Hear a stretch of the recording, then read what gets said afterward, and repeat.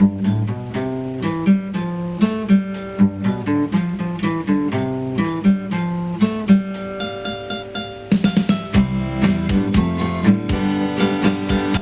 everyone, this is Mel, and for today's video, tuloan ko nga mo sa akong place sa gitara ang kanta nga La Bamba by Los Lobos.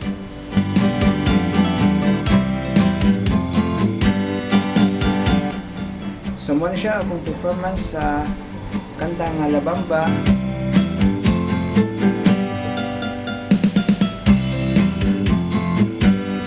Kung ganahan mo sa tutorial ani, please click here or click the link in the description below. From there, dito na ko itudlo ang mga chords o strumming pattern o ang riff sa kanta nga La Bamba. Okay, so see you there, and please don't forget to like and subscribe my channel. Thank you so much.